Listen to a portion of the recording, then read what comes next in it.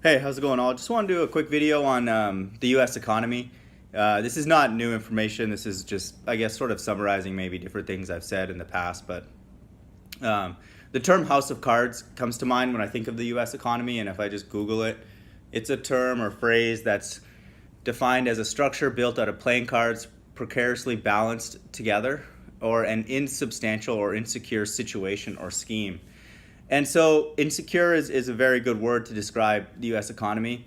Another term that comes to mind is gambling, which is why I kind of thought of House of Cards, is that really our whole economy is based on gambling, and you're setting, you're spending money, and then you're hoping and planning for, certain things to happen, and that's what the fundamental of marketing and advertising is. You have an advertising budget, and then you're targeting certain people, and then you're hoping that reaps reward. So you're taking that money and gambling with it. I'm not saying all gambling is bad. I'm just using the analogy to explain how it's really everywhere. And building a new building or expansion is a form of gambling because you're again spending money and hoping that that new infrastructure will generate more revenue and profit. And stock market, this is not really a stretch at all. This is literally gambling. Except in this case, the thing you're investing in are just stocks or piece of paper, ownership rights of a company. And, you're hoping that that appreciates and goes up, and the company does well. So you're betting on the company's performance in the future. And so, it's also, it just looks like the NBA now is starting to allow, betting on games, which I think, like, this is kind of, again, the thing that brought this lesson to mind is that really everything about gambling is promoted, and it's like betting risk to prolong your life and to also have a quote unquote more comfortable life. And really, in many ways, this is actually completely opposite to the way people who believe in God and believe in the spirit world should think, in that we shouldn't actually be technically trying to prolong our life. It's whatever happens, whatever length of life that we have, God has decided it, and we leave it in His hands. So if we are playing cards, it's not like a house of cards. We're taking the cards that are dealt to us, and doing what we can, making the best of them.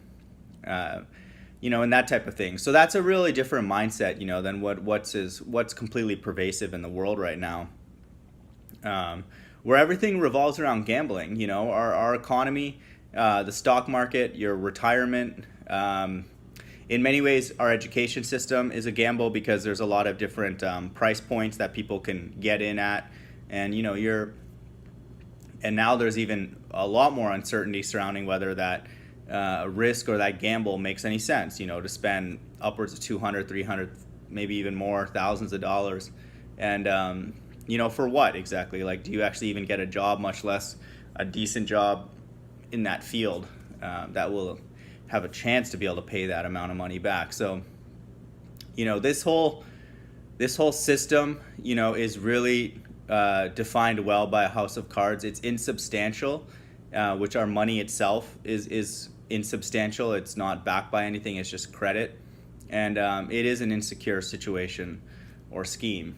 And so, just to contrast this again with the way that, we should be, is that first we should understand that a system like this, cannot sustain itself. And if it does, the people that, do make it are the ones that, gambled well. And then, whenever you have gambling, there's always a risk of insider information and collusion, which it's not even a conspiracy theory.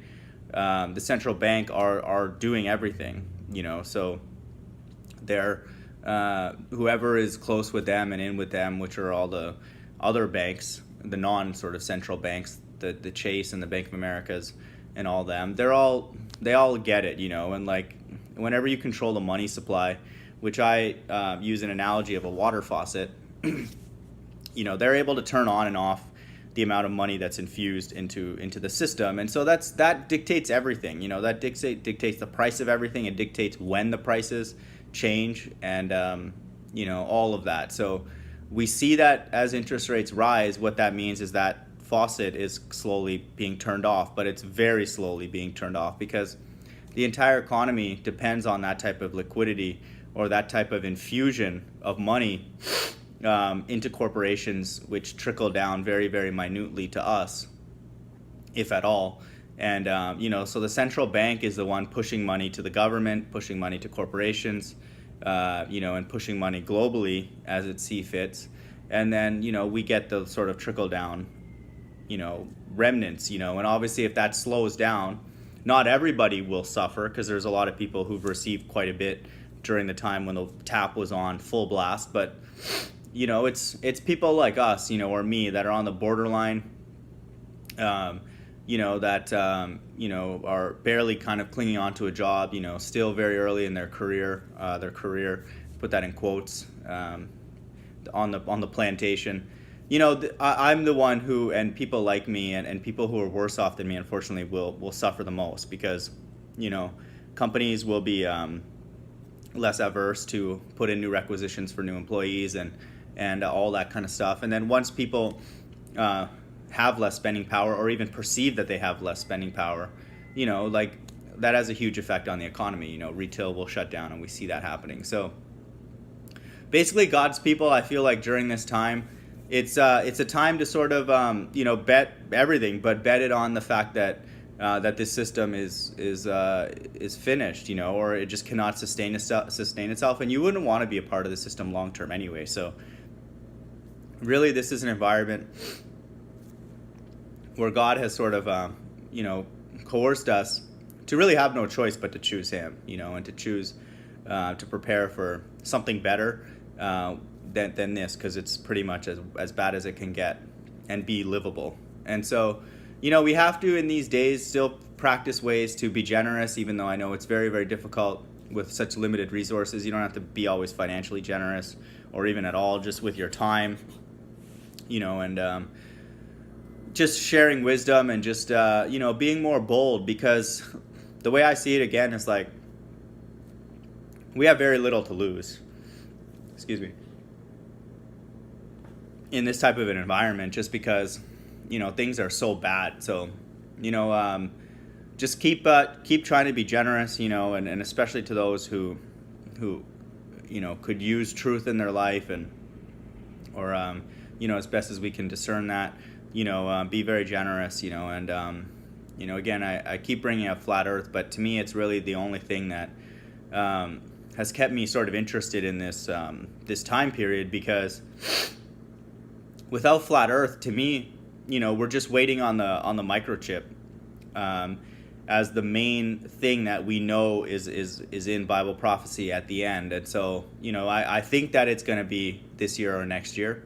To me, it can't go that much further than beyond maybe the next 2.5 years. But again, God can do whatever He wants. Like I've said in a past video, He could purge the whole earth almost like He's done before, and then start the whole thing over again and have that fulfill the scriptures. That's an extreme case, but again, I'm just saying He can do whatever He wants. But I think that since that is the staple of the end times, I would essentially just be waiting to see if that would happen, and living in a very, very evil time. But to me, flat earth is absolute proof that we're in the end times. There's no way a society can come back from that, and satisfy, anybody who has even a marginal belief in God, because then everything needs to be rewritten, and it just proves more absolutely confirmed, conclusively, and we don't even necessarily need it to know that all the governments are in coordination and, not looking out for the best interests of their people, and not even really looking out for the best interests of the upper class either, because the upper class, hopefully they have the common sense to know that once the lower class is undercut, that undermines their stability, obviously. So, it's basically just a destructive, regime that, to me can only make sense if God is doing it, because their people are just essentially destroying themselves by destroying the economy. It's not like once you have all the money, you've won, quote unquote. No, then you have an earth that's in chaos, and it puts you in danger. So this whole situation makes absolutely no sense unless it's a way for God to exercise a plan that he came up with and crafted on his own, and he wants to see it fulfilled, and people are receiving judgment all over the place, and that's one of the many reasons I'm sure that the chaos has been ordained for this time in particular. So, that's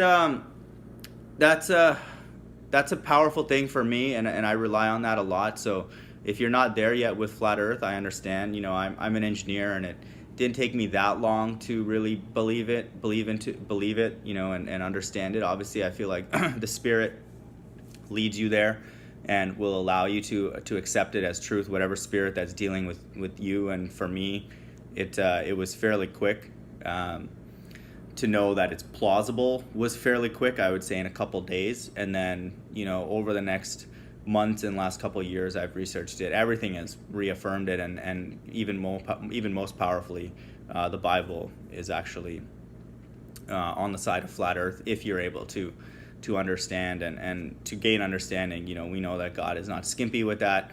If a person is humble and approaches him, he is not the type of spirit that will reject an individual like that. He may not answer it the way that we want or in the timing, but one would have to believe that unless the God is a maniac, he would be willing to interact with people that approach him correctly.